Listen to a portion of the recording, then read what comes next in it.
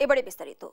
দেশের সার্বভৌমত্ব রক্ষায় সর্বদা সেনা সদস্যদের প্রস্তুত থাকার আহ্বান জানিয়েছেন অন্তর্বর্তী সরকারের প্রধান উপদেষ্টা ডক্টর মোহাম্মদ ইউনূস। আভিযানিক দক্ষতা, সাহসিকতা ও পেশাদারিত্ব অর্জনে সেনা সদস্যদের প্রশিক্ষণ বাস্তবসম্মত করার নির্দেশনাও দিয়েছেন তিনি। সাইফুল রিপনের প্রতিবেদন জানাচ্ছেন মোহাম্মদ সাকিব।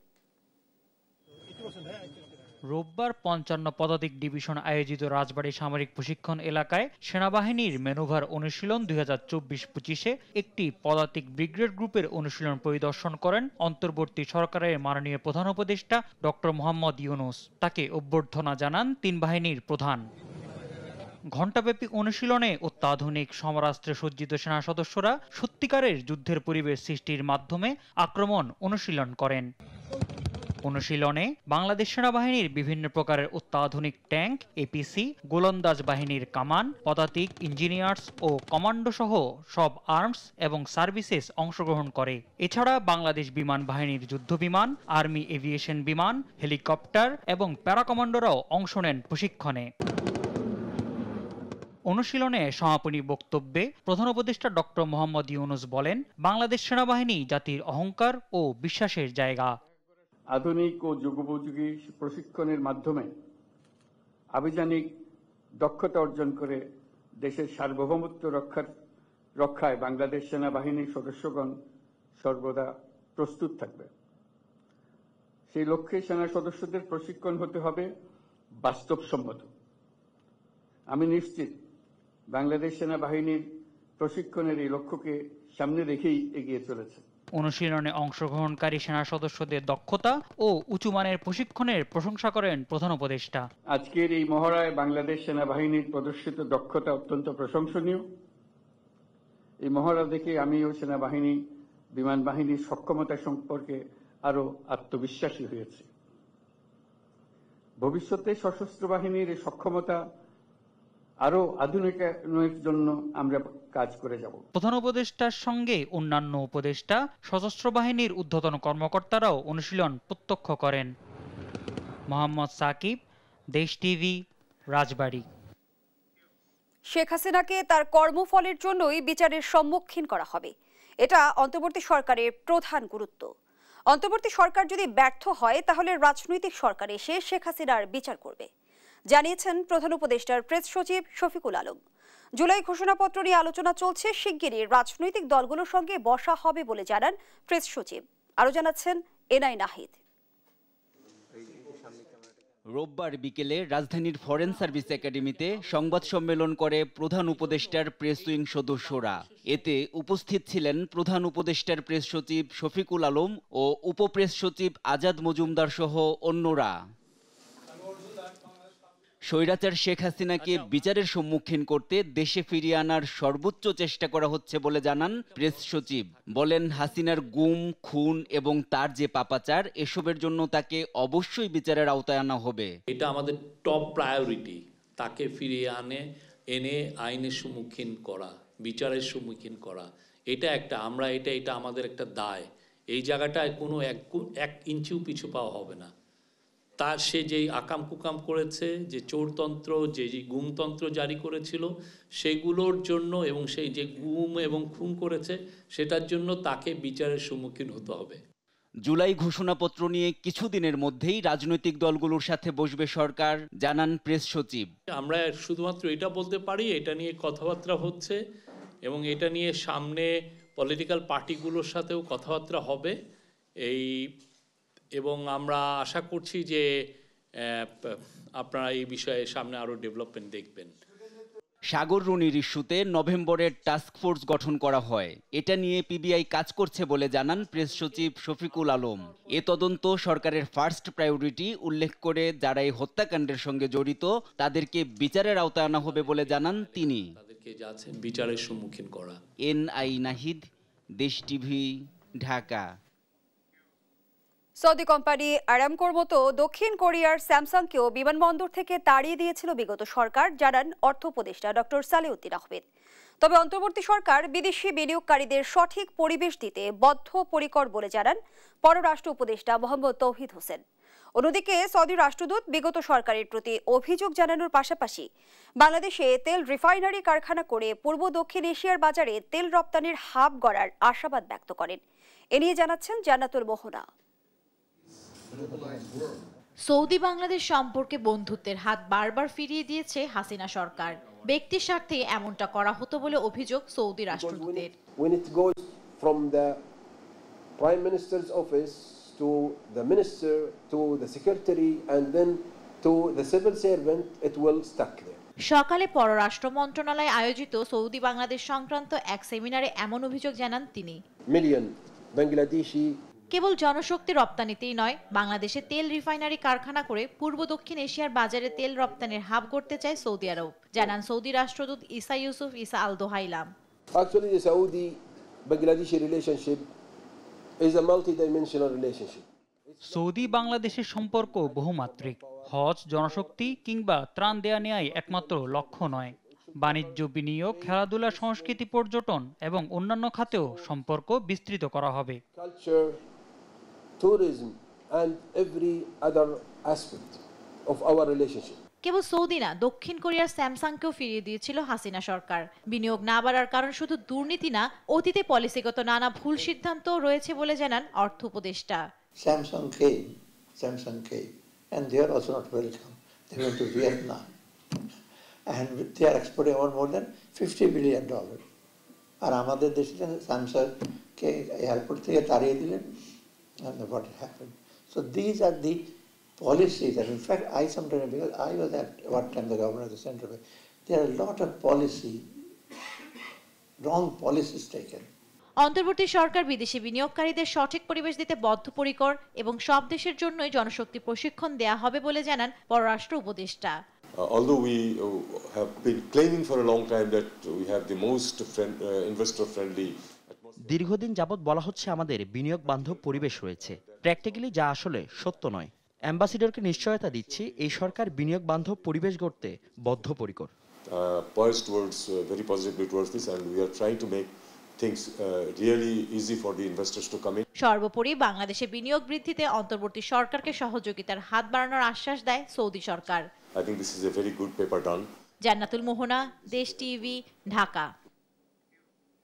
বিএনপির ভারপ্রাপ্ত চেয়ারম্যান তারেক রহমানের বিরুদ্ধে চাঁদাবাজির 4 মামলা বাতিল করে হাইকোর্টের দেয়া রায়ের বিরুদ্ধে রাষ্ট্রপক্ষের করা লিভ টু আপিল খারিজ করেছেন আপিল বিভাগ।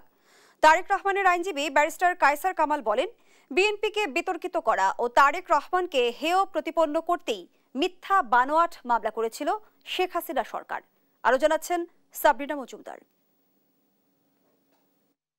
বিএনপির ভারপ্রাপ্ত চেয়ারম্যান তারেক রহমানের বিরুদ্ধে মোট ৮২টি মামলা হয়। এর মধ্যে ১৭টি মামলা হয় বিতর্কিত সেনা সমর্থিত সরকারের আমলে, বাকি মামলা করে আওয়ামী লীগ সরকার। ৫ আগস্ট রাজনৈতিক পট পরিবর্তনের পর একে একে মামলামুক্ত হচ্ছেন বিএনপির এই শীর্ষ নেতা। চাঁদাবাজির 4 মামলা বাতিলের রায়ের বিরুদ্ধে রোববার রাষ্ট্রপক্ষের করা লিভ টু আপিলের শুনানি হয় সর্বোচ্চ আদালতে। শুনানি শেষে হাইকোর্টের রায় বহাল রাখেন আপিল বিভাগ। প্রত্যেকটি মামলাই করা হয়েছে এই চাঁদাবাজির মামলা, এবং ৩-৪ মাস আগের ডেট ছিল, সেই এফআইআর এর তার নামও ছিল না। পরবর্তীতে তাকে ইনক্লুড করার জন্য এই মামলাগুলো দেওয়া হয়েছিল। মূল কথাটা হচ্ছে যে তার কাছ থেকে কোনো টাকা পয়সা উদ্ধার করা হয় নাই। তারেক রহমানের আইনজীবী বলছেন, আর ১৭ থেকে 18টি মামলা নিষ্পত্তি হলেই সম্পূর্ণ মামলামুক্ত হবেন তারেক রহমান। তবে তার দেশে ফেরা এসব মামলার উপর নির্ভর করছে না বলেও জানান তিনি। রাজনৈতিক উদ্দেশ্যে এবং জনাব তারেক রহমান সাহেবকে রাজনৈতিকভাবে হেয় প্রতিপন্ন করার জন্য এবং রাজনৈতিকভাবে বিএনপিকে বিতর্কিত করার জন্য প্রধান নেতাকে বিভিন্ন ধরনের মিথ্যা মামলার মামলায় দায়ের করা হয়েছিল। ২০০৮ সালের ১১ সেপ্টেম্বর জামিনে মুক্ত হয়ে চিকিৎসার জন্য সপরিবারে লন্ডনে যান তারেক রহমান। সেখান থেকেই দলকে নেতৃত্ব দিয়ে আসছেন তিনি। সাবরিনা মজুমদার, দেশ টিভি, ঢাকা। নির্বাচনী প্রক্রিয়া বিলম্ব করার যে কোনো কৌশল জনগণ প্রত্যাখ্যান করবে বলে মন্তব্য করেছেন বিএনপির স্থায়ী কমিটির সদস্য সালাউদ্দিন আহমেদ। বলেছেন, যে কোনো নতুন রাজনৈতিক শক্তিকে স্বাগত জানায় বিএনপি, তবে কোনো কিংস পার্টি বা সরকারের পৃষ্ঠপোষকতায় রাজনৈতিক দল না হলেই ভালো। বিস্তারিত সাইফুল রিপনের প্রতিবেদনে। 2 সপ্তাহের লন্ডন সফর শেষে রোববার দুপুরে রাজধানীতে ফেরেন বিএনপির স্থায়ী কমিটির সদস্য সালাউদ্দিন আহমেদ। বিমানবন্দরে সাংবাদিকদের সাথে আলাপকালে নেতাকর্মীদের উদ্দেশ্যে বিএনপির ভারপ্রাপ্ত চেয়ারম্যানের বার্তা তুলে ধরেন বিএনপির এই স্থায়ী কমিটির সদস্য। কথা বলেন তারেক রহমানের দেশে ফেরা নিয়েও। আমাদের মাননীয় ভারপ্রাপ্ত চেয়ারপারসন জাতিকে ঐক্যবদ্ধ রাখার জন্য, থাকার জন্য আমাদের সকল প্রয়াস নেওয়ার জন্য নির্দেশনা দিয়েছেন। অন্যথায় ফ্যাসিবাদ বিরোধী শক্তি এবং তাদের দোসররা আশকারা পেতে পারে, সেটা আমরা বুঝতে পেরেছি। ইতিমধ্যে সেরকম বিভিন্ন কর্মকাণ্ড জাতি প্রত্যক্ষ করেছে। এখনো পর্যন্ত আমরা মনে করি ওনাকে নিয়ে আসার জন্য সম্পূর্ণ পরিবেশ আমরা সৃষ্টি করতে পারিনি, সেজন্য অল্প কিছু সময় লাগবে, অতি অবশ্যই আসবেন। কোনো ধারণা নয়, বরং জাতীয় নির্বাচন নিয়ে অন্তর্বর্তী সরকারকে স্পষ্ট রূপরেখা দেওয়ার আহ্বান জানান বিএনপির স্থায়ী কমিটির সদস্য সালাউদ্দিন আহমেদ। নির্বাচনের বিষয়ে বিলম্ব করার যে কোনো কৌশল জনগণ প্রত্যাখ্যান করবে। এমনি ভাষা একটি সময়ের ধারণা দেয়া, এটা আমার মনে হয় না যে সকল পক্ষকে সন্তুষ্ট করতে পারবে, এবং সঠিকভাবে সকল পক্ষের সাথে আলোচনা করে একটি রোডম্যাপ প্রদান করাই হবে ওনার জন্য সবচেয়ে জরুরি কাজ। বলেন নতুন যে কোনো রাজনৈতিক শক্তিকে স্বাগত জানায় বিএনপি। নতুন রাজনৈতিক শক্তির যদি উদয় হয় আমরা স্বাগত জানাবো, তবে সেটা যেন কিংস পার্টি টাইপের এবং সরকারি সহযোগিতায় না হয়ে তারা সুষ্ঠু ধারায় রাজনৈতিক প্রক্রিয়ার মধ্যে জন্মগ্রহণ করে, সেটাই ভালো। এদিকে মিরপুরে রাষ্ট্র কাঠামো মেরামতের 31 দফার কর্মশালায় অংশ নিয়ে ঢাকা মহানগর উত্তর বিএনপির আহ্বায়ক আমিনুল হক বলেন, সংস্কারের নামে নির্বাচন পিছিয়ে দেওয়ার চেষ্টা দেশের মানুষ মেনে নেবে না। সংস্কারের নামে আপনারা নির্বাচনকে পিছিয়ে দেওয়ার যে চেষ্টা করছেন, বাংলাদেশের মানুষ এটা কিন্তু কোনোভাবেই মেনে নেবে না।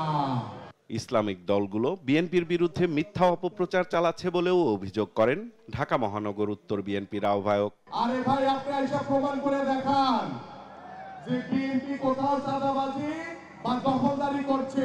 এটা আপনাদের বানানো একটি খেলা। সাইফুল রিপন, দেশ টিভি, ঢাকা।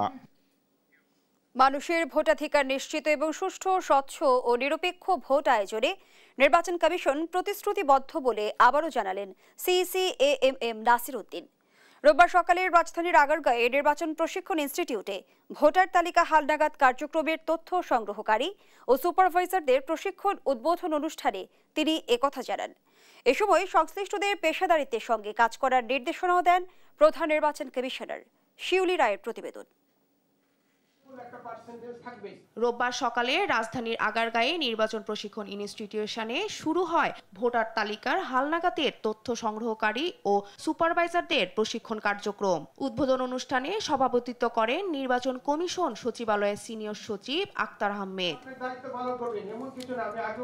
আসন্ন নির্বাচন প্রসঙ্গে নির্বাচন কমিশনাররা বলেন, বিগত নির্বাচন যেভাবে কুলুষিত হয়েছে তা পুনরুদ্ধারে যা যা করা দরকার সবটুকুই করবে কমিশন। ভোটার তালিকা হালনাগাদের অনিয়ম, অবহেলা ও অস্বচ্ছতা বরদাস্ত করা হবে না বলেও হুঁশিয়ার করেন তারা। এই ভোটার লিস্ট, এক্সিস্টিং ভোটার লিস্টের মধ্যে যদি কোনো ভুল থাকে, যদি কোনো ফিকটিশিয়াস পার্সন এখানে এসে থাকে, আমার মনে হয় ভোটার লিস্ট থেকে তাদের নাম কর্তন করা সমীচীন। কমিশনাররা আরও বলেন, সুষ্ঠু নির্বাচন অনুষ্ঠানে কমিশনের হাতিয়ারই হবে আইন এবং বিবেক। ইসির কোনো কর্মকর্তার দুর্বিসন্ধির দায় কমিশন নেবে না বলেও সাফ জানিয়ে দেন তারা। আমাদের মধ্যে যদি কারো ওইরকম দুর্বিসন্ধিমূলক কোনো একটা কিছু করার থাকে, বিশেষ করে আমি আমার প্রতিষ্ঠানের কথা বলছি, সেটা উনি নিজ দায়িত্ব করবেন, আমাদের সহায়তা থাকবে না, সাপোর্ট থাকবে না। আর সবার প্রচেষ্টা জাতিকে সুষ্ঠু ও নিরপেক্ষ নির্বাচন উপহার দেওয়ার আশাবাদ জানান ইসির এমএমএম নাসির উদ্দিন। 18 কোটি মানুষ যে বঞ্চিত, এই তাদের এই বঞ্চনার দুঃখ তারা বলার জন্য আছে, আমরা আছি। আমরা দায়িত্ব নিয়েছি ইনশাআল্লাহ তাদের বঞ্চনা যাতে আমরা ঘুষাইতে পারি। তারা যে বঞ্চিত হয়েছে এতদিন, সেটা সেই ভোটের অধিকার থেকে বঞ্চিত হয়েছে, সেটা আমরা ঘুষাতে চাই। তাদের এই বঞ্চনার যে কষ্ট, সেটা আমরা দূর করতে চাই এবং আমরা আমাদের কমিটমেন্টে অটল আছি। তো আমরা আপনাদের সহযোগিতা চাইব। নির্বাচন সংশ্লিষ্ট সবাইকে পেশাদারিত্বের সঙ্গে কাজ করার নির্দেশনা দেন প্রধান নির্বাচন কমিশনার। শিউলি রায়, দেশ টিভি, ঢাকা। শিক্ষা খাতের রাঘব বোয়াল ধরতে মাঠে নেমেছে দুদক। পরিচালনা করা হচ্ছে একের পর এক অভিযান। এবার টার্গেট করা হয় তেজগাঁয়ের উপ আনুষ্ঠানিক শিক্ষা ব্যুরো অফিস। প্রকল্পে দুর্নীতির অভিযোগ ১৬১৩ কোটি টাকার। বিস্তারিত ফজলে আদিত্যের রিপোর্টে। শিক্ষা জাতির মেরুদণ্ড হলেও বরাবরই উপেক্ষিত ছিল এই খাত। এই খাতে দুর্নীতি নিয়ে বড় পরিসরে প্রতিবেদন সম্প্রচার হলেও তা নিয়ে খুব একটা মাথা ব্যথা ছিল না হাসিনা সরকারের। সিন্ডিকেটের নিয়ন্ত্রণ করত খোদ শিক্ষামন্ত্রী। এবার শিক্ষা খাতে দুর্নীতি নিয়ে বেশ জোরে সোরে মাঠে নেমেছে দুদক। অভিযান পরিচালনা করা হয় উপ আনুষ্ঠানিক শিক্ষা ব্যুরো অফিসে। এ সময় দুদক কর্মকর্তা সেখানকার কর্মকর্তাদের সঙ্গে অভিযোগের বিষয়ে জিজ্ঞাসাবাদ করেন। প্রাথমিক জিজ্ঞাসাবাদ শেষে সাংবাদিকদের সাথে কথা বলেন দুদক কর্মকর্তা। ১৬১৩ কোটি টাকার প্রকল্প ছিল। তো মেইনলি আমাদের আজকের যে অভিযানের মেইন ইস্যু ছিল এই প্রকল্পে সর্বশেষ কিছুদিন আগে ২৬৩ কোটি টাকার ব্যয় অনিয়ম হয়েছে সারা দেশব্যাপী। এটা একটা মেইন ইস্যু ছিল। আমরা এই রিলেটেড ডকুমেন্ট চেয়েছি। এদিকে অভিযোগের বিষয় সঠিক না বলে দাবি করেন উপ আনুষ্ঠানিক শিক্ষা ব্যুরোর কর্মকর্তা। সেটা কোনো ব্যত্যয় ঘটেনি। পিপিআর অনুযায়ী আমরা নিয়োগ করেছি এবং সেই নিয়োগের সকল দালিলিক প্রমাণাদি তাদেরকে আমরা দিব। তারা কিছু তথ্য চেয়েছে, আমরা তথ্য দিয়েছি কিছু অভিযোগের প্রেক্ষিতে। তো এখন আমরা পিডিপি 4-এর 22টা সাব কম্পোনেন্টের মধ্যে একটা সাব কম্পোনেন্ট ইমপ্লিমেন্ট করি। সেক্ষেত্রে আমরা আমাদের অংশটুকুর সকল ডিটেলস তথ্য আমরা দিয়েছি। অভিযোগের বিষয়ে আরও কিছু নথি চাওয়া হয়েছে, যা শীঘ্রই প্রদান করা হবে দুদকে। ফজলে আদিত্য, দেশ টিভি, ঢাকা। অনেক দিন থেকে আমার ইচ্ছা ছিল যে গিটার শিখবো। আমি যেহেতু স্টুডেন্ট, একবারে এতগুলো টাকাও ম্যানেজ করা সম্ভব হবে না। জানতে পারলাম বাবার মাধ্যমে যে বিকাশে সেভিংস করা যায়। এটা সবথেকে ভালো লাগে যে কম অ্যামাউন্ট দিয়েই করা যায়। ক্যাশ আউট করতে গেলে কোনো চার্জ লাগে না। বিকাশ অ্যাপে ডিপিএস টাকা জমায় সারা দেশ। সাবেক মেয়র তাপস ও তার স্ত্রীর বিরুদ্ধে ৫০০ কোটি টাকার সন্দেহজনক লেনদেন ও ৭০ কোটি টাকার অবৈধ সম্পদ অর্জনের প্রমাণ পাওয়ায় দুটি মামলা দায়ের করেছে দুদক। এছাড়া জ্ঞাত আয় বহির্ভূত সম্পদ অর্জনের অভিযোগে পিএসসির সাবেক চেয়ারম্যানের গাড়ি চালক আবেদ আলী জীবন ও ছেলে সৈয়দ সোহানুর রহমান সিয়াম এবং স্ত্রী শাহরিন আক্তারের বিরুদ্ধে ৩টি পৃথক মামলা করেছে দুদক। বিস্তারিত ফজলে আদিত্যের রিপোর্টে। দুর্নীতির মহান কারিগর দক্ষিণ সিটি কর্পোরেশনের সাবেক মেয়র ব্যারিস্টার ফজলে নূর তাপস সমৃদ্ধ নগরায়নের নামে করেছে অকল্পনীয় দুর্নীতি। সংবাদ সম্মেলনে যার কিছু ফিরিস্তি তুলে ধরেছে দুর্নীতি দমন কমিশন। রোববার দুদক কার্যালয়ে সাবেক মেয়র ও তার স্ত্রীর বিরুদ্ধে জ্ঞাত আয় বহির্ভূত সম্পদ অর্জন ও সন্দেহজনক অস্বাভাবিক লেনদেনের প্রেক্ষিতে দুটি মামলা করা হয়। ২৭টি ব্যাংক হিসাবে প্রায় ৫৩৯ কোটি টাকারও বেশি অস্বাভাবিক লেনদেন এবং ২,৬৩,০০০ টাকারও বেশি মার্কিন ডলার জমা এবং ২,৫৩,৭৯১ মার্কিন ডলার উত্তোলন দুর্নীতি প্রতিরোধ আইন ১৯৪৭-এর ৫-২ ধারায় শাস্তিযোগ্য অপরাধ করায় তার বিরুদ্ধে একটি মামলা রুজু করা হয়েছে। এদিকে পিএসসি চেয়ারম্যানের ড্রাইভার আবেদ আলী ও তার স্ত্রী সন্তানের বিরুদ্ধে মামলাও করেছে দুদক। সরকারি কর্মচারী হিসাবে অপরাধমূলক অসৎ আচরণ এবং ক্ষমতার অপব্যবহারের মাধ্যমে জ্ঞাত আয়ের উৎসের সাথে অসঙ্গতিপূর্ণ ৩,৭২,০০,০০০ টাকারও বেশি মূল্যের সম্পদের মালিকানা অর্জন এবং নিজ নামে ও তার স্বার্থ সংশ্লিষ্ট ব্যক্তি ও প্রতিষ্ঠানের নামে ১২টি ব্যাংক হিসাবে ৪১ কোটি টাকারও বেশি সন্দেহজনক লেনদেন করে মানি লন্ডারিংয়ের সম্পৃক্ত অপরাধ একটি মামলা রুজু করা হয়েছে। ফজলে আদিত্য, দেশ টিভি, ঢাকা। দেখছেন সংবাদ রাত। দলীয় প্রভাবের কারণে সাংবাদিকতা বিশ্বাসযোগ্যতা হারিয়েছে বলে মন্তব্য করেছেন গণমাধ্যম সংস্কার কমিশন প্রধান কামাল আহমেদ। রোববার চট্টগ্রাম জেলা প্রশাসক কার্যালয়ের সম্মেলন কক্ষে মতবিনিময় সভায় তিনি এই মন্তব্য করেন। কামাল আহমেদ বলেন, গেল ১৫ বছরে গণমাধ্যম ফ্যাসিবাদের লেজুর বৃত্তি করেছে। ফ্যাসিবাদের প্রতি সাংবাদিকদের এমন আনুগত্য ছিল যে তারা অস্ত্র হাতেও নেমেছে ফ্যাসিবাদের পক্ষে। এতই দলীয় আনুগত্যে বা দলবাজিতে লিপ্ত হয়ে পড়েছেন যে তারা অস্ত্র হাতেও নেমেছে। সুতরাং সাংবাদিকতা এবং যে রাজনৈতিক বিশ্বাস, এই দুইটার মধ্যে যে একটা ফারাক থাকার কথা, পার্থক্য বজায় রাখার কথা, সেটা কিন্তু বজায় থাকেনি। এই দলীয় প্রভাবের কারণে সাংবাদিকতা অনেকাংশেই বিশ্বাসযোগ্যতা হারিয়েছে। অগ্নিকাণ্ডের 11 দিন পর খুলে দেওয়া হয়েছে সচিবালয়ের 7 নম্বর ভবনটি। পুড়ে যাওয়া 6, 7, 8 এবং 9 তলা ছাড়া নিচের 5টি তলায় কাজ শুরু করেছে মন্ত্রণালয়গুলো। রোববার সকাল থেকে চলছে ধোয়া মোছার কাজ। ঠিক করা হচ্ছে বিদ্যুৎ সংযোগ, পানির লাইন, কম্পিউটার কানেকশন। এ সময় ভবন পরিদর্শন করেন গণপূর্ত সচিব আব্দুল হামিদ খান। পরিদর্শন শেষে সচিব জানান, ভবনের নিচের 5 তলায় আজকে থেকে স্বাভাবিক কাজ শুরু হয়েছে। আগুনে ক্ষতিগ্রস্ত 4টি তলার মেরামতের কাজও চলছে। আগামী 10 থেকে 15 দিনের মধ্যে সেখানেও কাজ শুরু করা যাবে। শুরু করলে আমাদের ইঞ্জিনিয়ার সাহেবরা তো বলছে করে দিতে পারবে, 1-2 দিনের দেশে হইতেও পারে, বাট আমরা চেষ্টা করবো যত তাড়াতাড়ি সম্ভব করে শেষ করে দিতে। পানির আমরা আজকের মধ্যে কমপ্লিট, পানি ছাড়া বাকি সব কমপ্লিট হয়ে গেছে, পানিটা আজকের মধ্যে কমপ্লিট করে দিবে। 72-এর সংবিধান 1971 সালের মুক্তিযুদ্ধের চেতনাকে ধারণ করে তৈরি হয়েছিল বলে মন্তব্য করেছেন বিএনপির জাতীয় নির্বাহী কমিটির তথ্য বিষয়ক সম্পাদক আজিজুল বারী হেলাল। তিনি জানান, এই সংবিধান 16 বার সংশোধন হয়েছে এবং প্রয়োজনে আরও সংশোধন হবে।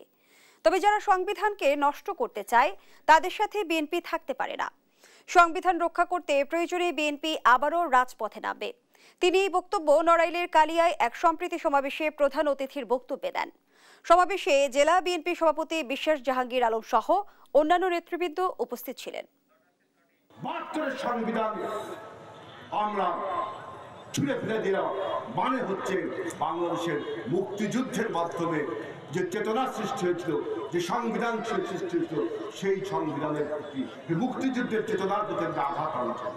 আমরা বলেছি যে 72-এর সংবিধানে যতটা ত্রুটি বিচ্যুতি ছিল আমরা 17 বার পর্যন্ত অ্যামেন্ডমেন্ট করেছি, আমরা সংশোধন করেছি 17 বার, প্রয়োজনে আরো 17।